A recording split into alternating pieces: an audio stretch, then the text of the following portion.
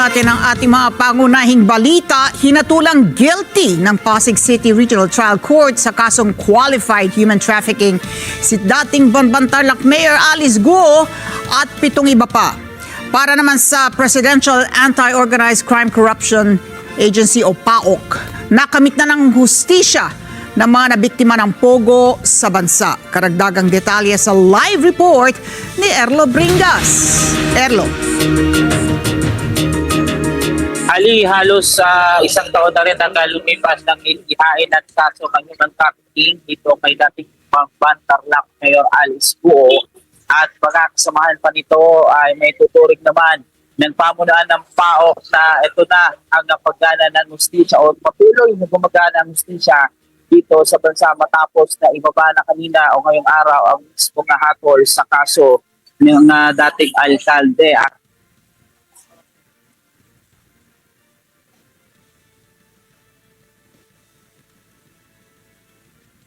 Guilty ang hatol ng Pasig City Regional Trial Court Branch 167 sa kasong qualified human trafficking ni dating Banbantarlac Mayor Alice Guo at iba pang kasama nito.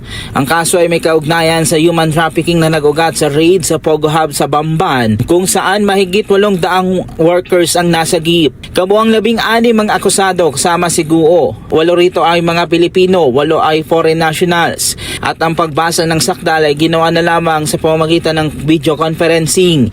Present sa promulgation si former PAOK Executive Director at ngayon OTS Administrator Undersecretary Gilbert Cruz.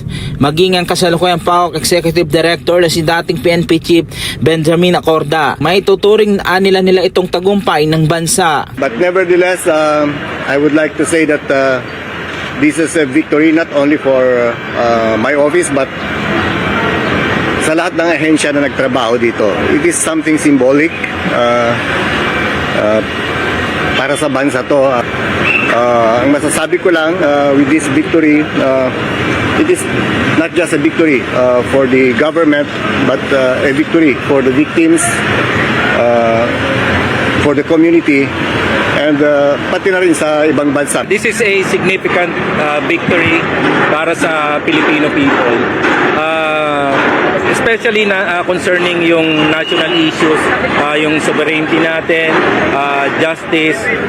Dito na pakita natin na talagang parehas. Guilty beyond reasonable doubt that the department filed a case under Section 4L of 9208 that is organized. First time tayong nag-file ng organizing human trafficking under Section 4L of the Anti-Human Trafficking Law. Nasa higit 100 pahina ang naging desisyon ng korte.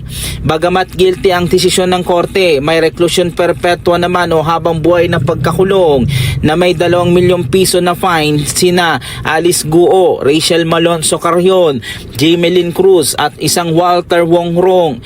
Habang sina Wang Weili, Wuli Dong, Nong Ding Chang, Lang Supo ay guilty for acts of trafficking.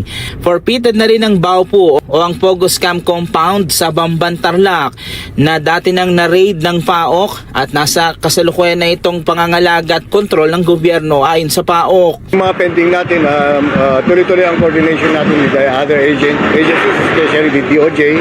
So tututukan po natin yan and hopefully we will get the same favorable result. Ang masasabi ko lang, this is a symbolic victory for the government, especially in convincing our investors na talagang we are trying, the office of PAOK together with the other agencies is really trying its best to establish a fair and just business climate. Ang Department of Justice may tuturing naman nilang tuloy-tuloy ang paggana ng justice system ng bansa sa kasalukuyan naging desisyon sa kaso ni Alice Guo.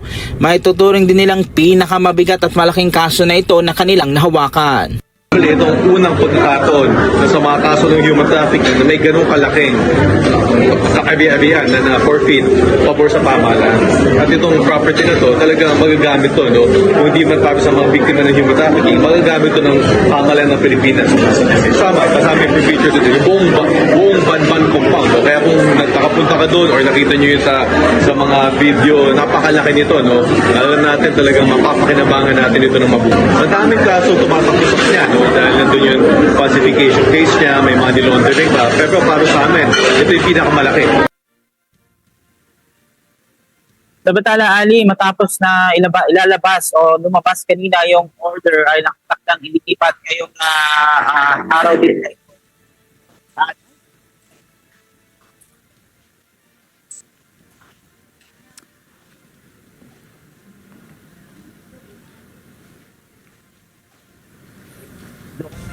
Okay, Erlo, babalikan ka namin kung tayo bibigyan ng pagkakataon pero kami po ay may problemang technical.